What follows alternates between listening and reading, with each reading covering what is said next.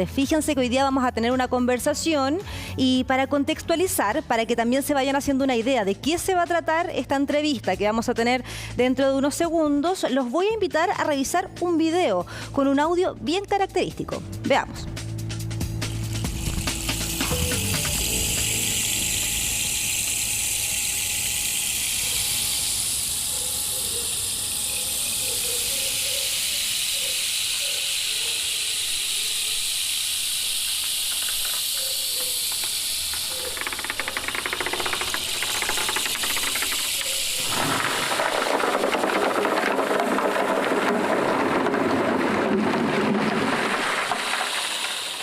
Bueno, este sonido busca transportarnos a un aluvión muy importante, probablemente el más grande que se ha vivido acá en la región metropolitana. Estamos hablando del año 1993, el 3 de mayo específicamente, cuando se produce un aluvión que probablemente ustedes recuerdan en la quebrada de Macul, entre las comunas de Peñalolén y La Florida, una situación que fue muy trágica porque lamentablemente 26 personas fallecieron, hubo también una cantidad importante de personas desaparecidas y más de 30.000 pobladores damnificados. De ese tema vamos a estar hablando. Se preguntarán ustedes qué tiene que ver con este video que estábamos viendo, con este sonido, esta imagen precisamente. Bueno, se lo vamos a preguntar a nuestro invitado que nos acompaña a esta hora de la tarde, Ignacio Gutiérrez, coordinador, quiero decir, de Desartes y además investigador de SIGIDEN. ¿Cómo estás, Ignacio? Buenas tardes.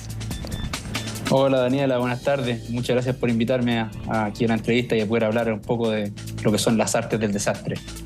Exactamente. Partamos por eso, porque estamos hablando del aluvión, ya sabemos de qué se trata, pero cuéntame lo que estamos viendo en la pantalla. ¿Qué tiene que ver con este aluvión tan trágico que se vivió en el año 93 acá en la región? Bueno, esta imagen que estamos viendo es un video registro de cuando inauguramos la muestra Aluvión precisamente, y que fue una muestra que reunía artistas a desarrollar obra a partir de una investigación que desarrollaron investigadoras, colegas mías de SIGIDEN, en particular Valentina Acuña, Leila Husam, que fueron mi contraparte ahí con la investigación, y que ellas investigaron sobre cómo habían experimentado y cómo se recordaba y trataban de generar un modelo interdisciplinario que era social y geológico respecto a lo que fue este aluvión de 1993, que como tú explicabas, con los mayores aluviones, con mayor cantidad de daños y mayor desastroso. Y lo que vemos ahí en pantalla es una de las obras, que es la obra que yo desarrollé en conjunto con estas investigadoras, que podríamos decir coautoras, porque es las que dan los datos para desarrollarlo y la información, junto también con el artista multimedial también, que es Nicolás Briceño, que es encargado de hacer lo que son las programaciones de estas máquinas que se mueven. Y lo que vemos es una instalación que agarra un poco los datos sensoriales que empiezan a emerger cuando uno se hace la pregunta en este concepto que hablaban de repente personas que me hablan de los aluviones y que le dicen al aluvión viene bajando la quebrada.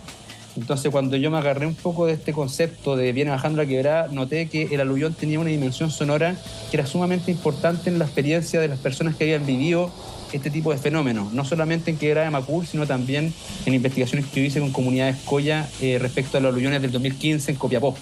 Entonces, cuando la gente me hablaba de venía bajando la quebrada, realmente empecé a notar que existían datos precisos en estas investigaciones que te hablan de cómo se siente este sonido, que te anuncia también que viene el aluvión.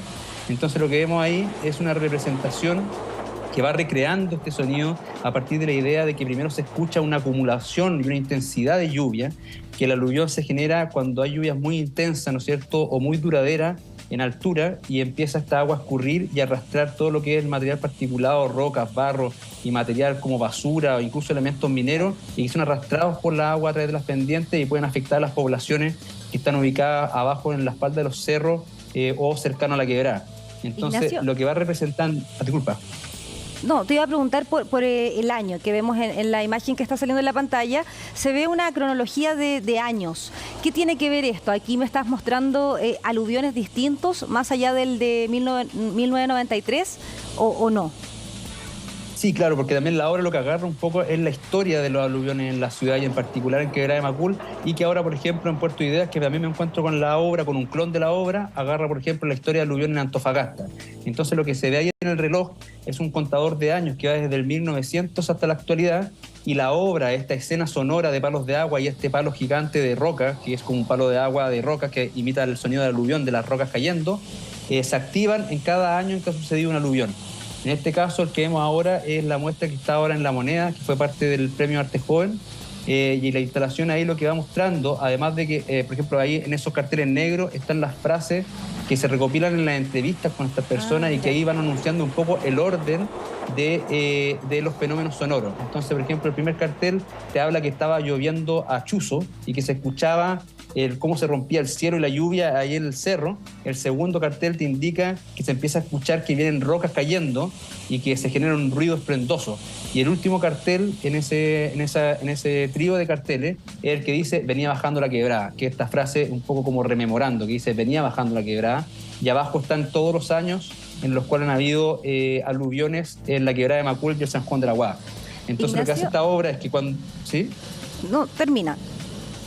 No, y se activan estos años y empieza a partir como siguiendo esa secuencia de eventos. Primero se va acumulando el agua, simulando esta secuencia de encendido de cada uno de esos aluviones, y cuando ya esas lluvias llegan a la altura, a los palos de agua que están ubicados más altos, ahí sucede el evento del aluvión. Oye, Ignacio, para que conversemos, quería preguntarte si has tenido la oportunidad de mostrarle esta obra de arte a algunos de los sobrevivientes, de algunos de estos aluviones que están representados acá. ¿Cuál es la opinión? ¿Qué es lo que piensan respecto al sonido, principalmente? No, en particular ha sido súper interesante porque cuando se mostró ahí en Santiago, cuando se inauguró el año pasado, por ejemplo, hubo experiencias bien particulares que le contaba ayer a Jessica, que era, por ejemplo, pillaba a una señora que estaba con los ojos cerrados escuchando los palos de agua y de repente me acerco y ella me comenta que el sonido le había evocado como una experiencia sinestésica en la cual ella empezó a oler barro. Entonces me resultó súper interesante que el sonido no solamente es necesario que sea realista, sino que tenga la capacidad evocativa de traer la experiencia al presente. Y hoy día mismo me pasó, ahora estando en Antofagasta, que estaba sucediendo el evento y llega mucha gente que vivió el de 1991, que es uno de los mayores aluviones que ha tenido la historia de Chile, que fue sumamente desastroso acá en Antofagasta, y es un hito un poco histórico en la ciudad, pero que sin embargo igual se pierde en el olvido de la memoria del desastre, que hay que entender que tendemos a olvidar estos eventos, y por eso la importancia de generar artes del desastre también como para generar rememoranza de este tipo de eventos. Entonces lo que sucede es que las personas lo que recuerdan es como que les evoca la experiencia, más que ser un sonido realista, tiene que ver con la capacidad evocativa de ese sonido. Entonces el sonido de la lluvia y las rocas cayendo efectivamente generan esa evocación y permiten una charla y una conversación abierta con personas que han sido afectadas por este tipo de eventos.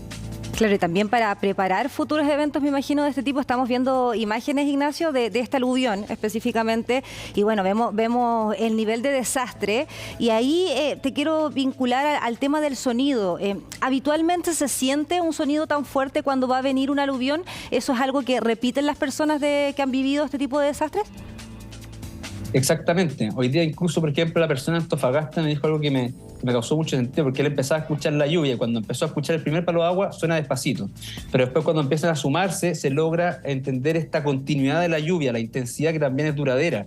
Entonces lo que él me decía hoy día, por ejemplo, me decía, sí, que en verdad a veces lo estruendoso no eran las rocas, sino que era la misma lluvia. Y lo que trata de lograr la obra también es esa acumulación y duración y intensidad de la lluvia que sucede en los aluviones. Y este concepto de viene bajando la quebrada efectivamente es un fenómeno sonoro que anticipa la llegada del aluvión, pero que sin embargo es la última alerta. O sea, hay que entender que de esta forma cuando uno ya escucha que viene bajando la quebrada es porque viene bajando el aluvión. Entonces ahí ya el recuerdo tiene que ser inmediato.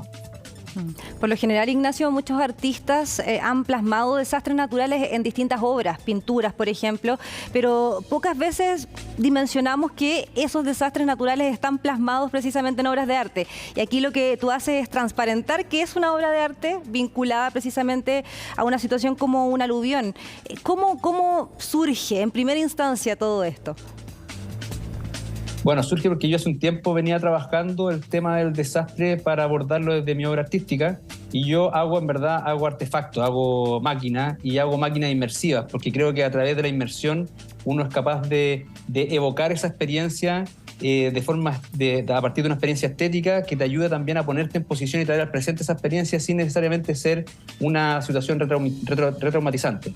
Entonces, yo había trabajado con el terremoto del 60, y cuando entré a trabajar con los aluviones fue específicamente ante la iniciativa de desarrollar una exposición y una obra artística a partir de una investigación de colegas mías de Sigiden, que esto fue cuando yo ya me hago coordinador de la Unidad de Arte y Desastres de Sigiden.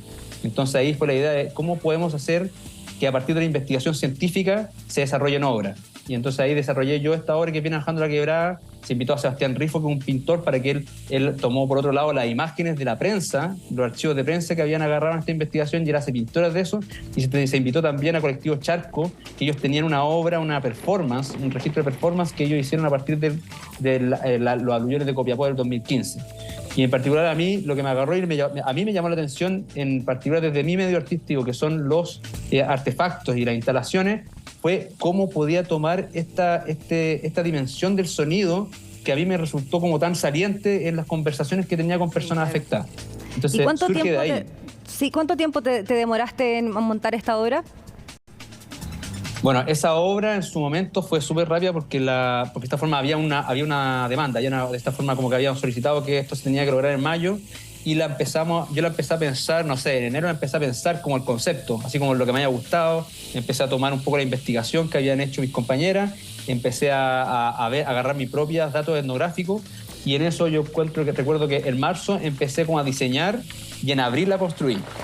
Y en abril la terminé en un mes. Entonces esta fue una obra dentro de mi obra que me salió bastante rápido, y me gusta mucho a mí esta obra, de mi obra favorita, porque me surgió muy fácil como la unión, las metáforas que ocupo para abordar el fenómeno y las intenciones que yo tengo en la obra misma.